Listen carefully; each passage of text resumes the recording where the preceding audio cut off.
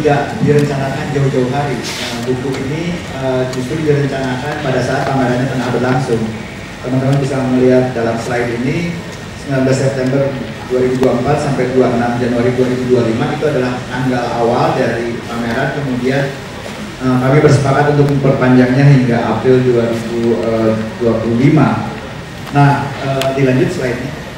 Jadi pameran ini Seabad Sadali terselenggara karena berhubungan juga dengan niat awal Pak Sunario sebagai pendiri salah satu Sunario Art Space. Jadi Pak Nadio dari awal membuat Art Space dengan niat terutama untuk generasi muda. Tapi pada saat yang bersamaan Pak Nadio juga ingin memberi penghormatan kepada guru-gurunya, dan Pak Sadali adalah salah satunya. Nah, sampai sekarang kami sudah menyelenggarakan pameran Pak Sadali, Pak Mokhtar Apin, dan Ibu Rita Widago. Jadi masih banyak jajaran guru-guru Pak Sunario yang juga kami ingin tampilkan di masa datang. Nah, kemudian kalau bicara tentang karya seniman senior maestro seperti Pak Sadali kan, persoalan pertama yang kami pikirkan itu bagaimana untuk mendapatkan karyanya, karena kita tahu sosok seperti Pak Sadali banyak di koleksi, yang artinya karya-karyanya menyebar.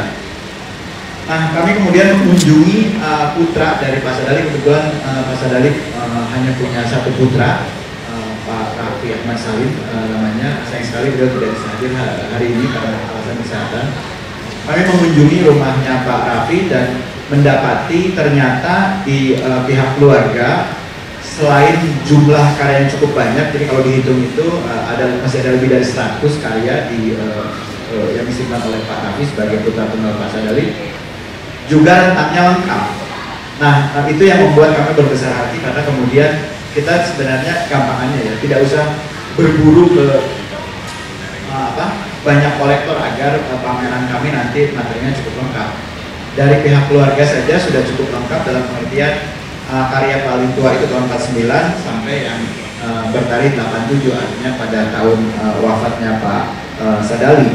Nah, dari kunjungan itu pula kemudian kami bersepakat selain untuk menyiapkan pameran karya-karyanya, kami pun meminta keluarga untuk memberi izin kami mendigitalisasi arsip-arsip peninggalan Pak Sadali, karena ya sudahlah sangat banyak, itu tentu saja kita maklumi, tapi juga sebenarnya kami sangat terbantu karena pihak keluarga itu rapi menyimpan arsip-arsipnya. Nah, seperti misalnya kalau dosen-dosen zaman itu kan kuliah itu sering sekali pakai slide. Itu Pak Sadali meninggalkan banyak sekali slide, dan kami sudah mulai mendigitalisasi arsip-arsip tersebut. Nah, dilanjut ini sekitar saja tentang pamerannya. Nah, jadi dalam pameran itu kami menggunakan 3 ruang. Saat ini Selasa Sunario punya totalnya 5 ruang pamer. Nah, waktu itu kami pameran di ruang B, ruang saya untuk pameran karya, kemudian Balai Panggung, sekarang sudah berubah namanya jadi Balai Paragon, untuk pameran arsip. Itu yang kemudian menghasilkan buku seni Iman Islam ini. Nah, untuk pameran karya kami coba untuk fokus kepada gejala visual. Ada sedikit periodisasi, maksudnya sedikit itu kami sengaja mengelompokkan secara khusus karya-karya di masa awal, yaitu yang suka dibilang banyak orang karya-karya yang masih terpengaruh oleh Chris Muller, yaitu kubisme, langkah kubisme. Kemudian pada kekhasan yang kita kenal sekarang, gunungan, kaligrafi, itu kami pamerkan di ruang B. Dan tadi Mas Hendro menunjukkan sampul buku yang versi kabel, kami menyebutnya begitu, yaitu segi 4 itu ya. Kalau Pak Jim Subanget menyebutnya portal. Portal. Ya. Nah, ini sebenarnya karya yang belum selesai. Nah, itu juga kami pamerkan. Jadi kami sengaja, jadi di keluarga itu kami menemukan setumpuk karya studi eksperimental gitu, tekstur, ini kan karyanya bertekstur, dan kaligrafi. Dan karya-karya studi itu dilakukan di atas kertas murah. Jadi memang dari awal sudah kelihatan diniatkan untuk tidak bertahan lama gitu. Jadi kertasnya bukan kualitas baik, dan memang sebagian juga sudah rusak. Nah, kami juga sengaja memamerkan itu untuk menunjukkan bagaimana Pak Sadali memang sampai akhir hayatnya itu terus-menerus bereksperimen. Nah, lalu di ruang saya kami memamerkan karya-karya hitam putih. Ini juga saya pikir sesuatu yang jarang terekspos ya, karya-karya hitam putih Pak Sadali. Silakan dilanjut. slide-nya apa? Ya, silakan dilanjut slide-nya, ruang B. Nah, seperti itu kira-kira dilanjut di sepintas saja ya gambarannya.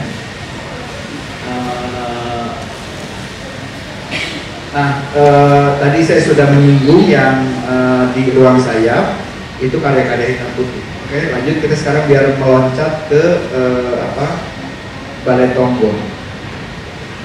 Nah ini, lanjut aja. Nah, teman-teman bisa lihat, jadi kami memamerkan. Ya waktu itu saya jadi terpaksa membedakan antara arsip dan artefak. Maksudnya artefak itu ada sejumlah benda. Misalnya begini. Karena Pak Sadali itu mengalami revolusi kemerdekaan ya, masih umur 20-an kan, antara 45 sampai 49 itu. Pertanyaan kita kan apa kiprah Pak Sadali waktu itu? Nah ternyata Pak Sadali itu adalah penyiar RRI cabang Garut. Karena waktu itu memang RRI kemudian menyebar sampai ada di Garut, dan kami menemukan kartu pegawai RRI. Nah jadi kan kalau kita mendengar cerita, kita perlu verifikasi lah kan. Ketemu tuh buktinya, si kartu anggota pegawai RRI-nya masih ada. Nah itu kami pamerkan juga. Nah kami mendapat temuan-temuan seperti itu. Kalau misalnya tidak ada bukti keras seperti arsip atau dokumen, kami mencoba untuk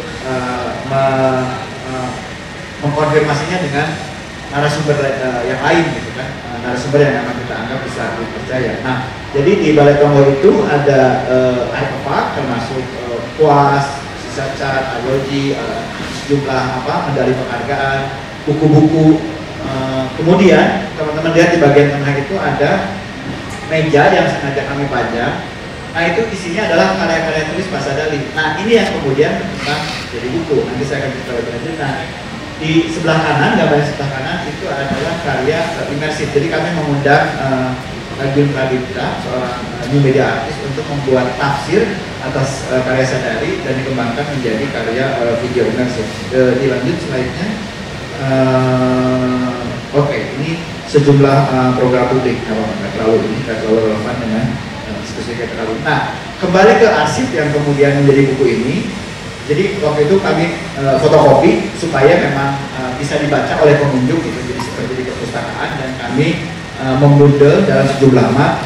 Tepatnya kami membuat 6 kategori. Pertama adalah seni rupa, kemudian Islam, budaya, dan seni. Kemudian yang ketiga adalah tentang pendidikan, keislaman, dan kesenian. Lalu yang keempat, lingkungan, kreativitas, dan penciptaan seni. Lalu yang kelima, apresiasi dan kritik seni. Yang keenam adalah dakwah. Nah, tadi sempat disinggung oleh Mas Hendro, Pak Sadali memang adalah salah satu pendiri Masjid Salman ITB, dan kalau misalnya kita bicara tentang aktivisme masjid kampus, Masjid Salman ITB adalah salah satu kelompoknya. Dan sebenarnya kalau di bidang organisasi Islam bukan hanya itu ya, ada sejumlah lembaga lain yang dirintis oleh Pak Sadali, dan itu menunjukkan ada satu keluasan cakupan pemikiran beliau. Nah itu juga yang kita lihat di karya-karya tulisnya. Oh ya, sebelum lebih jauh, pada saat melakukan digitalisasi arsip, kami kan juga menemukan sejumlah arsip pribadi ya, seperti misalnya slip gaji itu masih ada. Jadi kalau teman-teman mau tahu gaji seorang profesor tahun 72 seperti apa, itu ada, masih disimpan, tapi tentu saja yang seperti itu tidak kami pamerkan. Juga surat-surat pribadi ke anaknya, ke sahabat-sahabatnya, ke koleganya. Nah kami menemukan Pak Sadali, Pak Sadali itu menulis dalam kelas bahasa Indonesia ya, lalu bahasa Sunda karena beliau itu asli Garut, orang Sunda. Bahasa Indonesia, bahasa Sunda, bahasa Inggris, bahasa Prancis, dan bahasa Belanda. Indonesia, Sunda, Inggris, Prancis, Belanda, dan beliau tentu saja pasti berbahasa Arab. Jadi paling tidak beliau itu menguasai 6 bahasa. Itu kami temukan dalam surat-surat pribadinya. Nah, langsung kepada penyuntingan. Jadi waktu pertama kami mulai berdiskusi dengan Mas Hendro untuk merintis kemitraan antara Selasa Sundaria dan Kabel. Pertanyaan pertama saya adalah apakah ini jumlahnya sudah cukup? Karena terus terang ketika prosesnya berlangsung, bahkan ketika pameran sudah dibuka, saya sendiri merasa ada sejumlah pekerjaan rumah yang sebenarnya masih menjadi tanggung jawab kami, katakanlah begitu. Misalnya begini, pada saat Pak Sadali wafat 19 September 1987, itu pameran tunggalnya di Erasmus House masih berlangsung. Itu salah satu yang mintakan oleh pihak keluarga kepada kami gitu. Jadi pihak keluarga itu tidak menyimpan sedikit pun aksi tentang pameran bunga terakhirnya itu, termasuk katalognya. Nah, kami coba mengejar ke pihak Erasmus House, tapi mereka juga tidak menyimpannya gitu. Sampai pameran dibuka, kami belum mendapatkan apapun tentang pameran itu.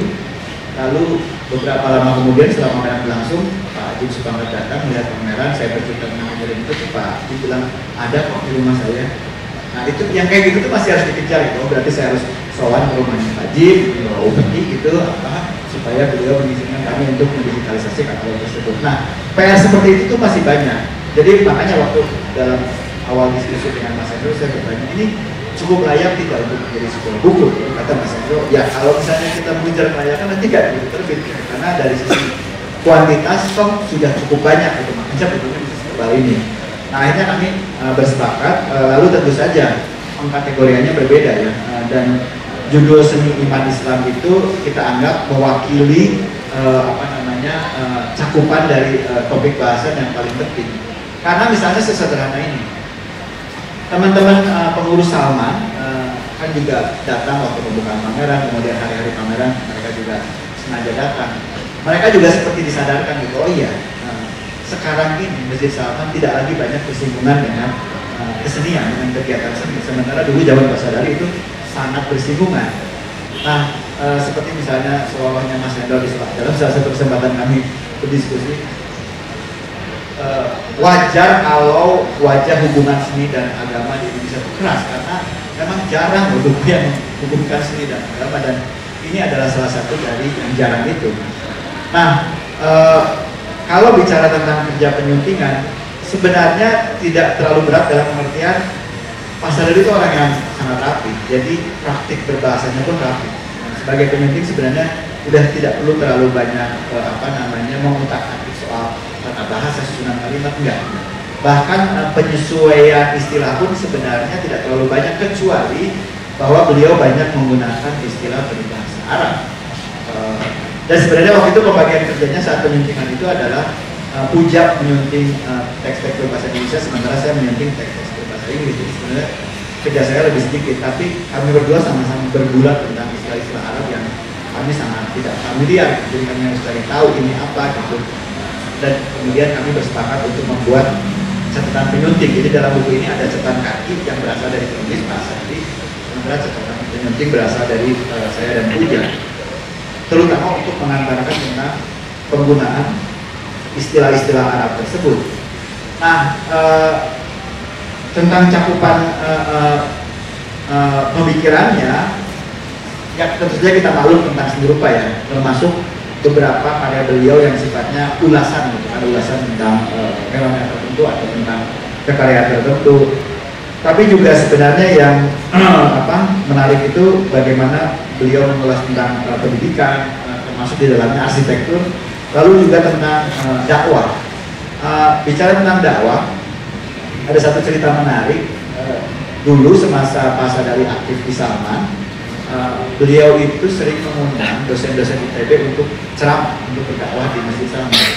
Bahkan orang-orang yang Pak Sadari tahu jangan sholat, tetap aja diajak dakwah. Dan itu buat para dosen ITB, para profesor di ITB, profesor dari sains, engineering, itu adalah satu pengalaman yang sangat langka dan khas gitu. Karena ketika diajak untuk berceramah di masjid, tentu saja mereka jadi membenahi diri, kurang lebih demikian. Dan itu ternyata adalah bagian dari dakwahnya sekali. Nah, kalau misalnya kita melihat tulisan-tulisannya, satu hal yang saya catat adalah baik menyangkut dakwah keislaman dalam hal ini maupun tentang pendidikan seni, Pak Sadari itu sangat menyoroti buruknya kualitas pendidikan kita. Jadi kalau saya mau mengambil kesimpulan sederhana, menurut Pak Sadari, kendala utamanya adalah kualitas pendidikan kita yang buruk, itu yang membuat apresiasi seni rendah, dan juga membuat para pendakwah harus berstrategi secara khusus untuk menghadapi tingkat literasi yang rendah itu. Nah, kira-kira demikian. Ya mungkin itu dulu, Mas Hendro, mungkin nanti Harus Salim bisa berkomentari banyak analisisnya dan kita bisa mengembangkan isunya dari sini. Terima kasih sekali lagi teman-teman, selamat sore. Terima kasih Bung Heru untuk penontonnya.